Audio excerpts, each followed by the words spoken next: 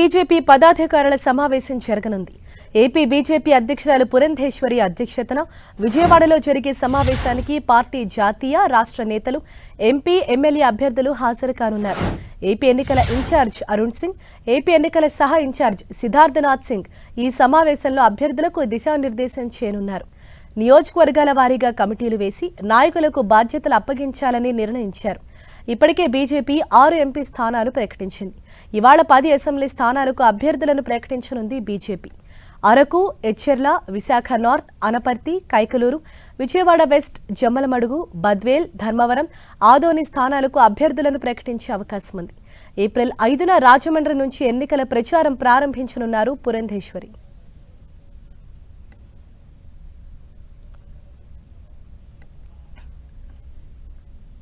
దీనిపై మరింత సమాచారం మా ప్రతినిధి నరసింహారావు మనకు అందిస్తారు. నరసింహ,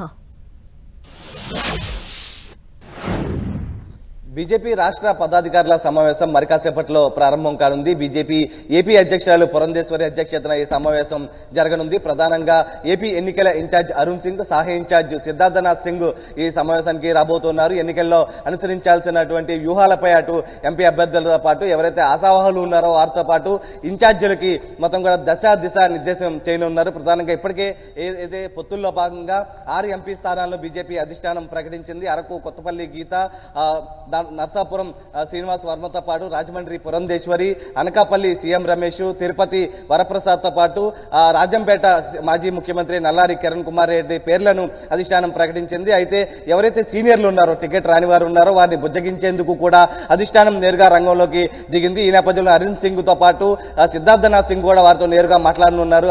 అధిష్టానం నిర్ణయానికి కట్టుబడి ఉండాలి, పార్టీ త్వరలో పూర్తి న్యాయం చేస్తుందంటూ కూడా వారికి ఒక భరోసా కూడా ఇవ్వడం జరిగింది. ప్రధానంగా ఇక్కడ ఒక విషయం ఖచ్చితంగా చెప్పాలి. ఎందుకంటే సీనియర్లు ఎవరైతే ఎంపీ సీట్లు రాని వారు ఉన్నారో వారు ఖచ్చితంగా ఎమ్మెల్యే సీట్లు కావాలంటూ కూడా అధిష్టానం పైన ఒత్తిడి తీసుకొస్తున్నారు. ఆ మేరకు ఎమ్మెల్యే సీట్ల పేరు కూడా 2-3 పేర్లు పరిశీలన ఉన్నట్లు కూడా తెలుస్తుంది. ఒకవైపు సుజనా చౌదరితో పాటు మరోవైపు సత్యకుమార్ పేర్లు కూడా ఎమ్మెల్యేగా పోటీ చేస్తారంటూ కూడా ఒక రకమైనటువంటి ప్రచారం కూడా జరుగుతుంది. ఈ నేపథ్యంలోనే సాయంత్రం ఏదైతే ఎమ్మెల్యే అభ్యర్థులకు సంబంధించి ప్రకటన వెలువడున్న నేపథ్యంలో కూడా ఎవరైతే ఎంపీ ఆశావులు ఉన్నారో వారికి సంబంధించిన పేర్లను కూడా 1-2-3 పేర్లను ప్రకటించే అవకాశం అయితే కనిపిస్తుంది. ఇక్కడ ప్రధానంగా చూసుకుంటే కనుక ఏదైతే ఎమ్మెల్యే అభ్యర్థులకు సంబంధించి దాదాపు ఇంకా 10 అసెంబ్లీ స్థానాలు ఇంకా ప్రకటించాల్సి ఉంది. ప్రధానంగా ఎచ్చెర్ల స్థానానికి నదికూరి ఈశ్వరరావు పేరు పరిశీలన ఉండడం జరిగింది. ప్రధానంగా విజయవాడ వెస్ట్ కి సంబంధించి సుజనా చౌదరి సీటు కావాలంటూ కూడా ఇప్పటికే అధిష్టానం వద్ద అడిగినటువంటి పరిస్థితి. మరోవైపు అడ్డూరి శ్రీరామ్ పేరు కూడా పరిశీలనలో ఉంది. అయితే బద్వేలుకు సంబంధించి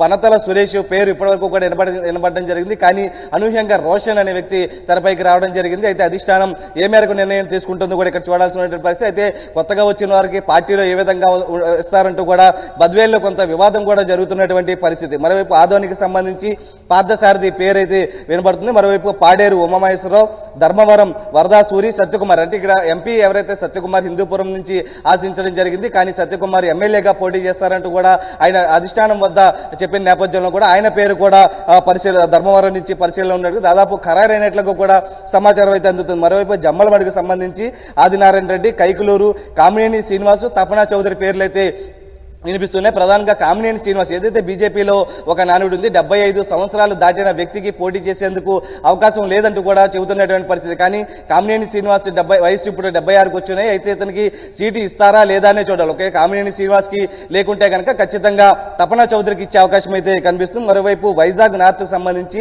విష్ణుకుమార్ రాజు, ఇక్కడ మరొక సీటు ఏదైతే అనపర్తి విషయానికి సంబంధించి ఒక సందిగ్ధత అయితే కొనసాగుతుంది. ఎందుకంటే రాజమండ్రి పార్లమెంట్ కి సంబంధించి పురంధేశ్వరి పోటీ చేస్తున్నారు. అయితే అనపర్తికి సంబంధించి బీజేపీ ఓటు బ్యాంకు తక్కువగా ఉంది. కానీ టీడీపీ జనసేన పొత్తుల్లో భాగంగా కూడా బీజేపీకి అనపర్తి నియోజకవర్గం కేటాయించారు. అయితే అక్కడ ఓటు బ్యాంకు సరిగా లేకపోవడం వల్ల సరైన బలమైనటువంటి అభ్యర్థి కోసం బీజేపీ అన్వేషిస్తుంది. అయితే అనేక రకమైనటువంటి పేర్లు పరిశీలన ఉన్నప్పటికీ కూడా కొత్త వ్యక్తిని తీసుకురావాలా లేకపోతే ఉన్న వ్యక్తిని తీసుకురావాలి అనే దాని మీద కూడా తర్జన భర్జన పడుతున్నటువంటి పరిస్థితి. అయితే ఇప్పటికే మొత్తం కూడా స్క్రూటినీ అయితే పూర్తయిపోయింది. ఎందుకంటే దాదాపు 3000 పైగా అప్లికేషన్లు రావడం జరిగింది. కేవలం 10 స్థానాలు మాత్రమే 10 స్థానాల్లో మాత్రమే ఇస్తున్న నేపథ్యంలో కూడా కూడా ఎవరిని నిలబెట్టాలనే దాని మీద కూడా తర్జన భర్జన పడుతున్నటువంటి పరిస్థితి అయితే కనిపిస్తుంది. అయితే సాయంత్రంలోగా అసెంబ్లీ అభ్యర్థులకు సంబంధించి కూడా లిస్టు వెలువడే అవకాశం అయితే కనిపిస్తుంది. అయితే మరి కాసేపట్లోనే రాష్ట్ర పదాధికారుల సమావేశం ప్రారంభం కానుంది. ఎన్నికల్లో అనుసరించాల్సినటువంటి వ్యూహాలతో పాటు ఏప్రిల్ 5 నుంచి ప్రారంభమయ్యే ఎన్నికల ప్రచారానికి సంబంధించి భారీ బహిరంగ సభలు, రోడ్ షోలకు సంబంధించి వ్యూహరచన అయితే చేయబోతూ ఉన్నారు.